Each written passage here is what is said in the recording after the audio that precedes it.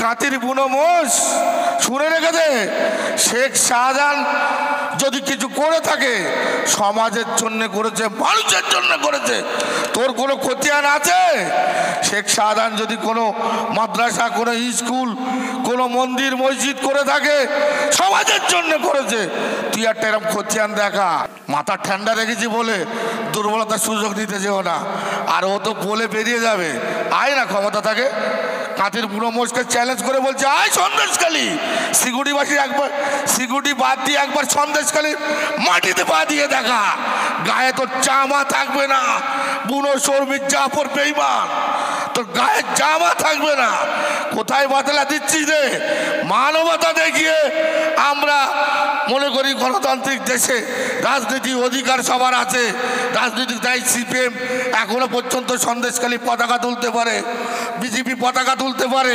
কেন? গণতান্ত্রিক দেশে সবার অধিকার আছে। কিন্তু আমরা রাজনৈতিক হিংসা বিদ্বেষ ছড়াই নেই। তোমরা যদি ছড়াও আর তোমরা যদি মনে করো আমাকে পাত্তর ছুঁড়ে মারবে, আমি তোমাদের রসগোল্লা ছুঁড়ে দেবো না। পাত্তরের জবাব পাত্তরেই দেবো, এটা মাথায় রাখবে। 24-এর নির্বাচনে লড়ে নেবো। 1 ইঞ্চির জায়গা সন্দেশখালী মাটি, দুধ চাই খাটি, 1 ইঞ্চির জায়গা ছাড়বো না। চ্যালেঞ্জ করে বলে গেলাম, এবারে যত রক্ত ক্ষয় হোক না কেন আমরা 1 ইঞ্চির জমি ছাড়বো না, ছাড়বো না, ছাড়বো না। দেখে নেবো তোমাদের নেতাদের কত কোমরে জোর আছে। আর তোমরা পাতেলাবাজি দিয়ে চলে যাও ছেসি ঘরে বসে। আমরা এবারে তোমাদের নেতাদের, এই কর্মীদের, বিজেপির যারা লাফালাফি করবে, তোমাদের ওই ঠান্ডা এসি ঘরে পাঠিয়ে দেবো। সন্দেশখালী বাস হবে না, এটা মাথায় রেখে দেবে। শুধু মানবতা দেখাই বলে সরলতার সুযোগ নিতে যেও না। করজোরে অনুরোধ করে বললাম, শুভবুদ্ধি সম্পূর্ণ মানুষ ভোট আসবে, পরিযায়ী পাখিদের মতো আসবে।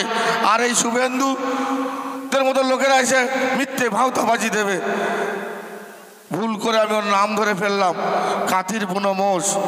অতএব সেই বাঁদরগুলো আসবে আপনাদের কাছে এসে, ওদের দালালরা কিছু আসবে পয়সার বিনিময়, পয়সার বিনিময় আপনাদের কাছে সেই মির্জাফর গাদ্দাররা বিভিন্ন ভাওতাবাজি দেবে।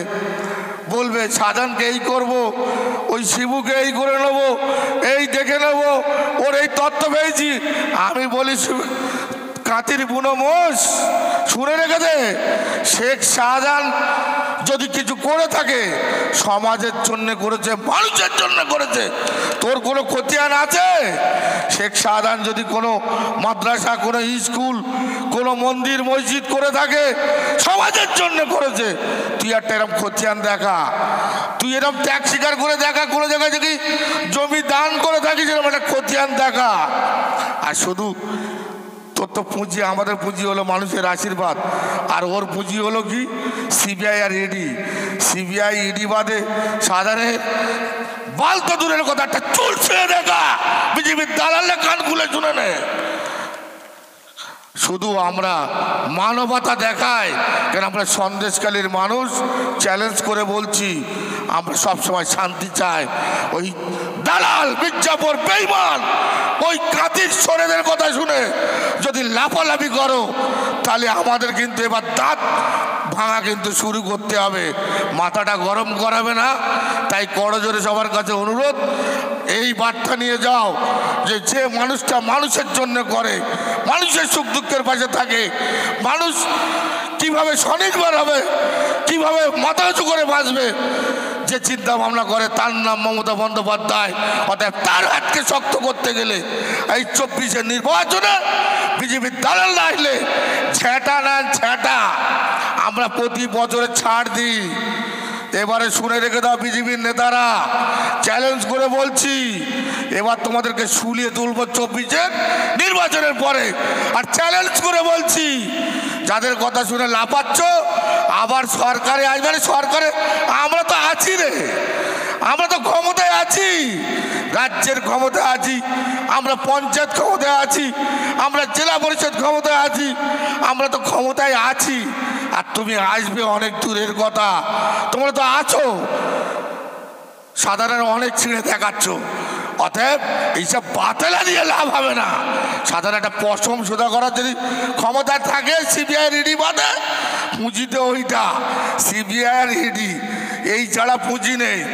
আমরাও মনে করলে অনেককে পুলিশকে মিথ্যে ভাওতাবাজি দিয়ে তোমার বিজেপির যারা কর্মী আছে অনেকের কেসে ঢোকাতে পারি। এটা আমাদের কালচার, কৃষ্টি কালচার নয়। তৃণমূল কংগ্রেস শান্তি চায়, সন্দেশখালী মানুষ শান্তিপ্রিয় মানুষ। আমরা সব ভয় দেখানো চমকানো আমরা কাজ করিনি, কিন্তু তোমরা যখন শুরু করেছো আমরা শেষ করব, এটা মাথায় রাখবে বিজেপি নেতারা।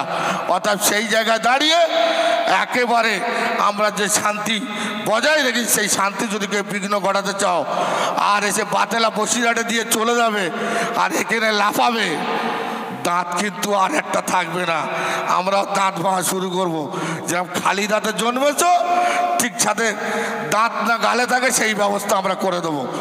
লাফাইও না বেশি, মাথা ঠান্ডা রেখেছি বলে দুর্বলতার সুযোগ নিতে যেও না। আর ও তো বলে বেরিয়ে যাবে, আয় না ক্ষমতা থাকে।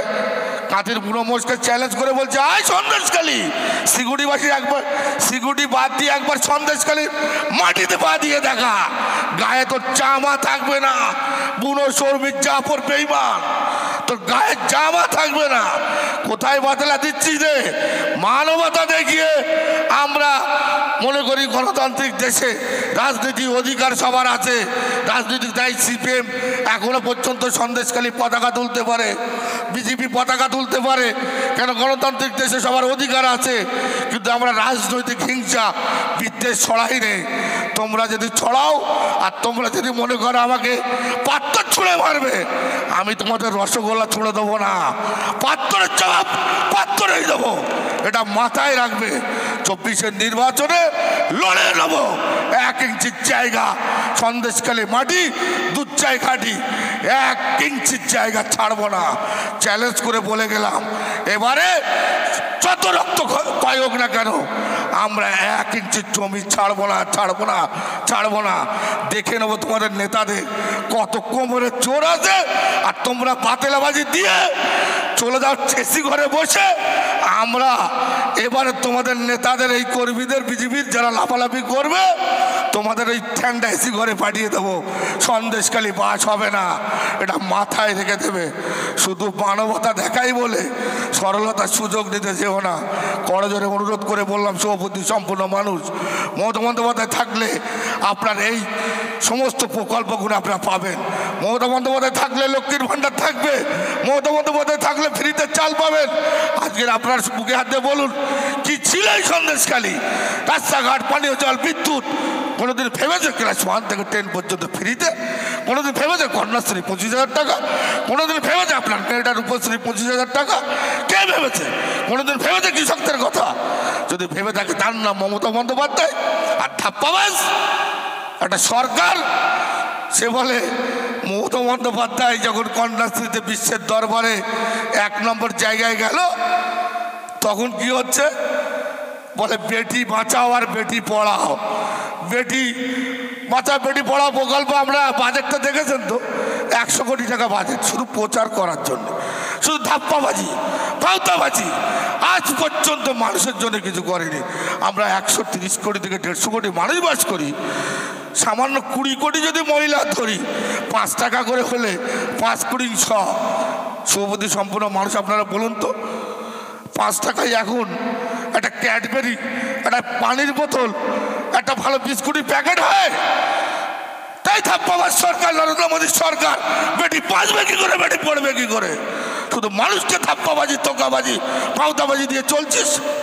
আজ পর্যন্ত সরকারি সম্পদ একের পর এক সব বেসরকারিকরণ করে দিয়েছে। আছে নাকি? রেল বেসরকারিকরণ, তেল বেসরকারিকরণ, কয়লা বেসরকারিকরণ, এয়ার ইন্ডিয়া বিক্রি, LIC শেয়ার বিক্রি, গ্যাস বেসরকারিকরণ, পেট্রোল ডিজেল বেসরকারিকরণ। শুধু তোর নিজের চেয়ারটা বেসরকারিকরণ করে করতে বাধা আছে। তাই মানুষ আগামী 24-এ ভারতবর্ষের মানুষ যোগ্য জবাব দেবে। লাফালে হবে না। একটা সিটি জিতে ভোটের অঙ্কটা হিসেব করবেন। জোটে ওদের চেয়ে 10 লক্ষ ভোট মানুষ কংগ্রেস পেয়েছে, জোটে যারা লড়াই করে পেয়েছে। আর সামান্য কটা ভোট পেয়ে একটা জায়গা পেয়ে মনে করল না যে আমরা দেখে নেব। দেখে আমরা অনেক দেখেছি। তোমরা যদি মার দুধ খেয়ে থাকো, আমরা মার মুখ খেয়ে মানুষ হইনি, আমরা মার দুধ খেয়েছি, আমরাও দেখে নেবো। সন্দেশকালী মানুষ, শুভ বুদ্ধি সম্পন্ন মানুষ, সন্দেশকালী মানুষ, শান্তিপ্রিয় মানুষ, কখনো ওই রকম আমি অন্তত আমি বিশ্বাস করি এই ধরনের ফাউতাবাজ ধাপ্পাবাজদের চক্করে কোনোদিন পা দিতে পারে না। কেন? আজ পর্যন্ত ওরা মানুষের জন্য কিছু করেনি।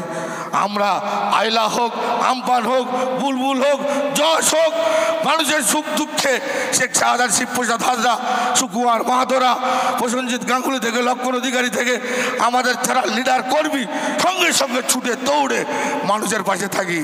আর তোমরা পরিযায়ী পাখির মতো ভোট আসলে এসে বাতেলা দেবে।